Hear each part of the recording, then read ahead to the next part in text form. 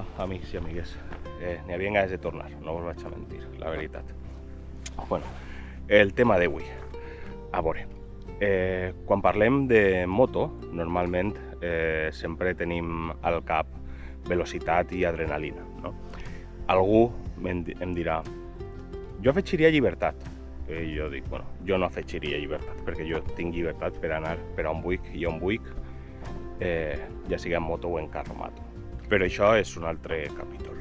I és que hi ha gent capaç de fer moltíssims quilòmetres amb un sol depòsit i fer reptes impossibles, però el que em porta avui així és intentar, per almenys intentar-ho, demostrar que en una ruta real de 100 quilòmetres per una carretera de muntanya, bueno, tindrem un poc de tot, nacional també, però bé, tindrem un poc de tot, però demostrar que una ruta real de 100 quilòmetres es poden tindre uns consums ajustats sense comprometre la seguretat.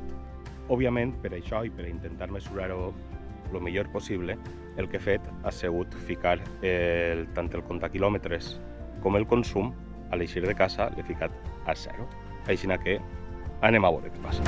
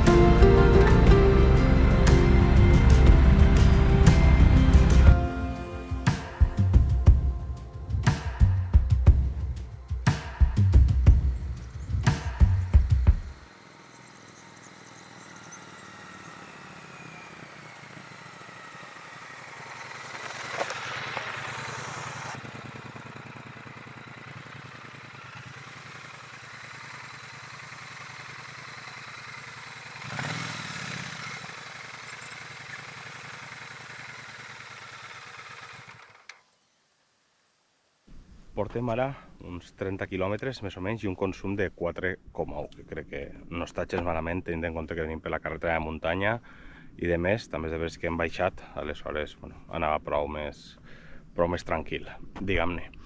He parat ara a la helisuperfície, crec que es diu, on aterren els helicòpters, així a Dosaigües, que està, quan agafes la carretera on se reuneixen les serres tots cada setmana, n'hi ha una entradeta i pots baixar fins així. Però, al que anàvem. A la moto tenim menys superfície de contacte i menys marge d'error. Aleshores, una cosa com una frenada en l'asfalt encara un poc banyat de matí, no? I una roda que no està calenta, diguem-ne, ja ens poden deixar un xicotet mal cos per a tot el dia. De fet, a mi m'ha passat baixant de casa en un tros de carretera que és cara avall, tirar a frenar i notar com l'ABS comença a botar i cagar-te un poc. Però és anar amb compte en aquestes coses. També, altra cosa, entendre un poc que el fet del que parlem de conducció responsable també parla de deixar aquestes distàncies de seguretat en el vehicle que va davant, d'adaptar la conducció a les circumstàncies de la via, que això també és important. Moltes voltes anem un poc emocionats i no sabem què n'hi ha darrere d'eixa curva o igual la carretera no està en les condicions que toca, per exemple. I entendre també que en una carretera oberta, com pot ser aquesta de Dosaigües, sempre, i per molt que te la conegues, sempre hi ha variables imprevisibles. Però bo, tampoc vull deixar-vos mal cos ni ficar-vos mal cos a aquestes hores. Anem a una cosa curiosa, o a mi em sembla curiosa, la veritat. I és que sabíeu que fa uns anys 3 pilots, una d'ells Alicia Sornosa, que igual la seguiu per Instagram o per YouTube i això, van fer amb un dipòsit 4.184 quilòmetres des d'Albino, Itàlia, fins a Cap Nord. Dius, és impossible. Doncs bueno, anem a retrucar-ho. I és que ho van fer amb una Honda Monkey. Sí, té truc. Té truc perquè bueno, una Honda Monkey crec que té un dipòsit de 5 litres i mig més o menys, aleshores és complicat. Però van adaptar-li un dipòsit de 108 litres, imagina't, 108 litres, i van anar des d'Albino, canviant-se evidentment, fins a Cap Nord. Aleshores, sí que se pot, no? 100 quilòmetres fins a Cap Nord, o sigui, 100 quilòmetres no, 100 litres fins a Cap Nord, hòstia, no està mal, no?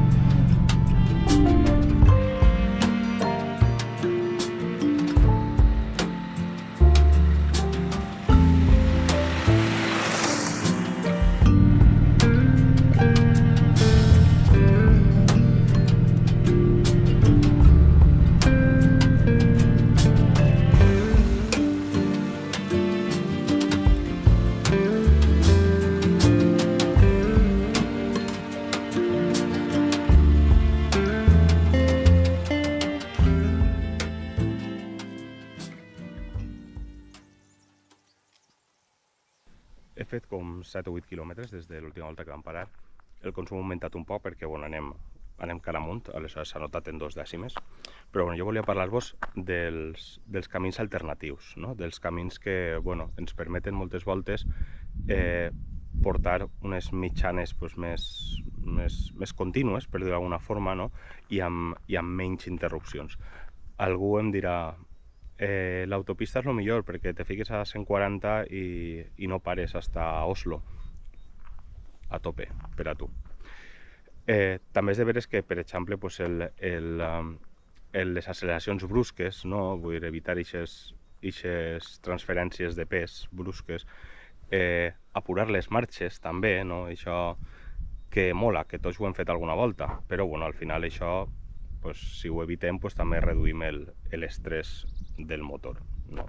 També vos dic que en aquestes coses no cal passar-se, no? Vull dir, perquè bueno, tampoc és segur circular lent en vies ràpides, no? Vull dir, tampoc, no sé, arribem a una baixada de muntanya i parem el motor i ja no parlar, vamos, o sea, ni parlar del fet de ficar-se darrere d'un vehicle més gran, saps, per a pillar el reufo i consumir menys, o sea, oblideu-se d'això, per favor. A la fi és que el consum també és un indicatiu de com estem conduint, no? Vull dir, si gastem l'accelerador amb certa precisió, doncs la conducció serà fina.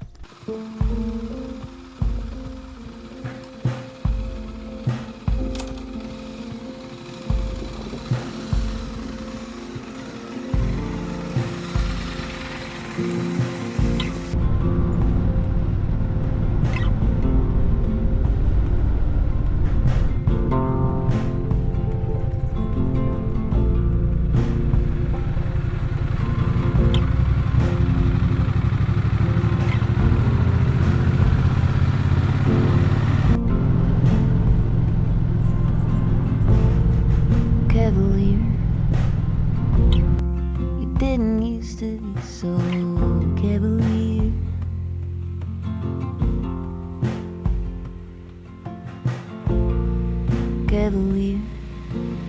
You didn't used to be so cavalier.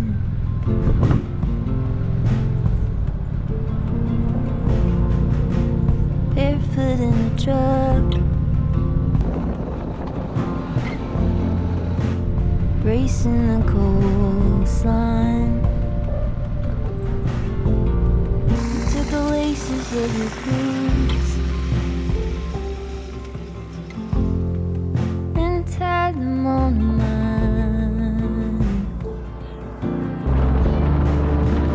close up to my ear. Every moment spent, I know you were sincere, and every word you meant. Cavalier, you didn't used to be so cavalier.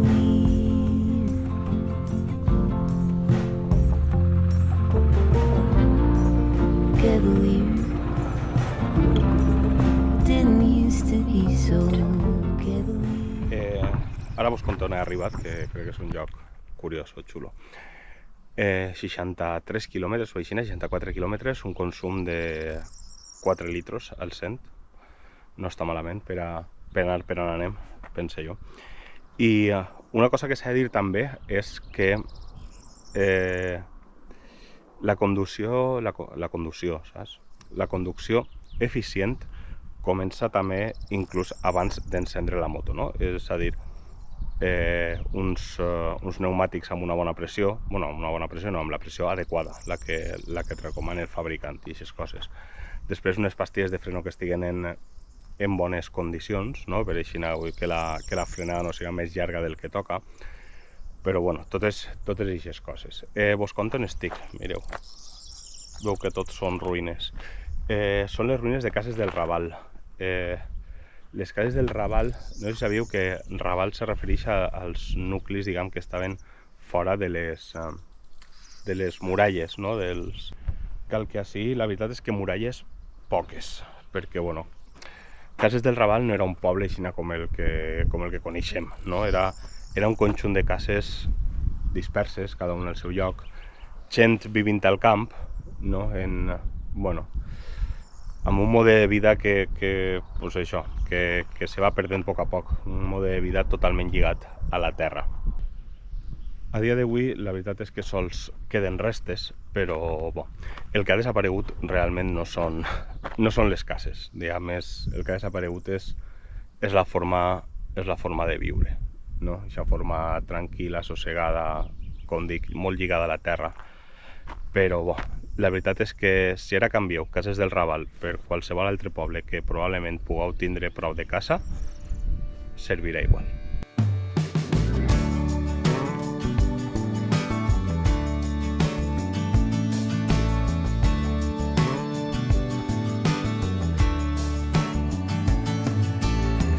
You could be selling books, I could be tying hooks. You could be a fairy tale and I could be a chinook. You could be a wild flower, I could be a broken tower. You could be the Queen of Spain and I could be Eisenhower. Even if we had a different life, different names, different stories, different eyes. Nothing could ever change that we were made for us. Oh, I would find you. I would find you.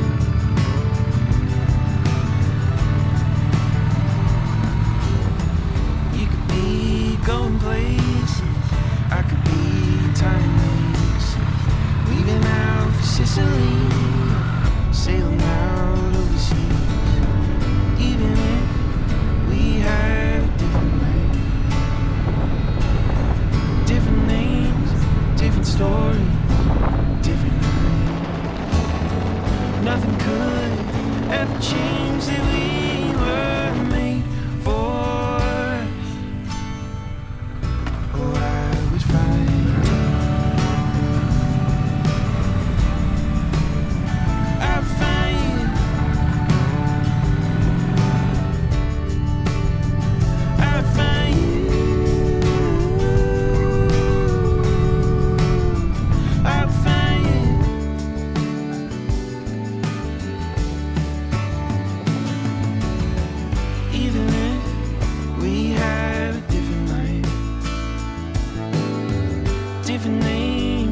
different stories, different nights.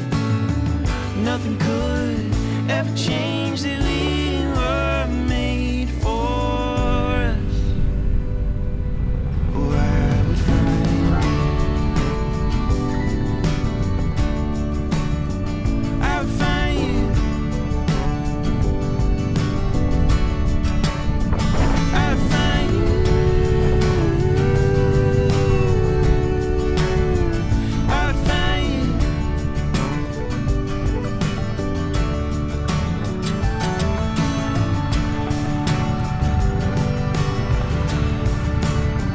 I'd find you.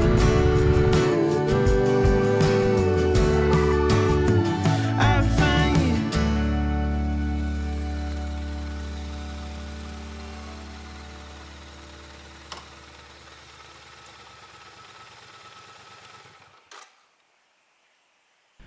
Ja portem un ratet per la vorera del riu Magre, o bueno, lo que queda d'ell, pobre. Un poc més avant, el barranc dels Ossos arriba al Magre també. I bueno, en esta 429, que és la que estem fent, la veritat és que passen pocs cotxes, poques motos també. Ara fa no res acabem de passar un grup. Però bueno, la veritat és que m'ha fet pensar un poc en la importància de previndre algunes coses. Que el que sembla que vas sol, però sempre pot, en una corba cega, en un, jo que sé, un canvi de rasant, pot aparèixer algú que, bueno, i pegar-te un susto.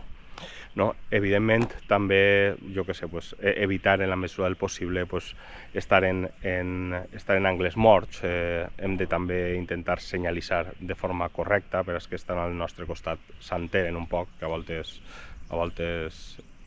pues, bueno, no s'entenen molt. I res, i evidentment, vull dir, el fet d'anar sol per ací no implica que pugui fer el que em dóna la gana, és a dir, que, no sé, vull dir, allà vosaltres i allà cada qual, vull dir, però jo el tema de carreres i aquestes coses, pues bé, vull dir, jo sincerament m'estime molt més arribar tranquil a casa, sobretot quan m'està esperant la família, els amics o jo que sé, ho he quedat en altres moters, pues bueno, m'estime més arribar ahí que fer un caballito o fer una virgueria on no toca, la veritat.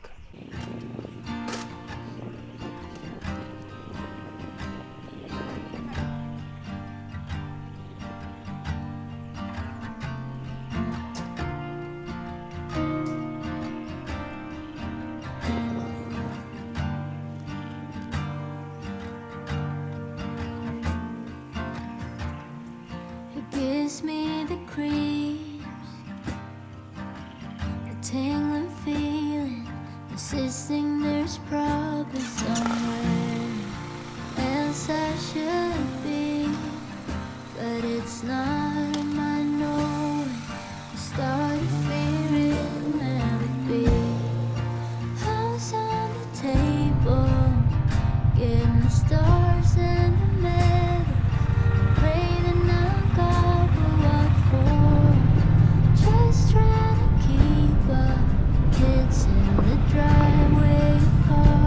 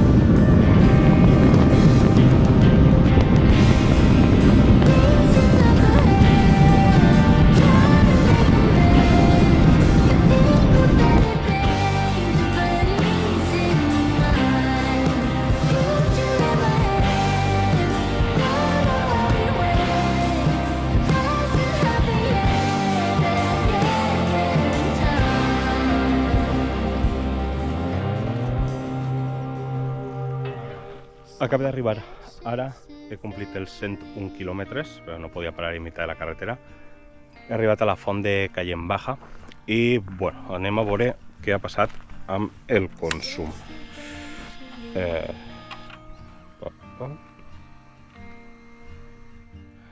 3,9. No sé si ho veureu, però bueno. Crec que quan vaig resetejar crec que estava en 4,3, 4,4 i així que tan mal. També sé que algú em dirà que, bueno, que estar pendent del consum és un poc desesperant. La veritat és que sí, no ho vaig a negar. Era simplement per fer este xicotet desafiament. Perquè jo en algun moment he tingut la tentació de pegar un apretó i escapar de la vida.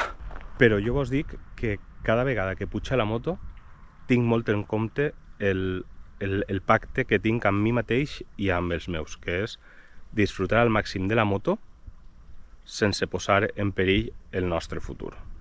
Així seria. Perquè de vegades en moto el problema no és anar ràpid, el problema és no saber quan no has d'anar ràpid.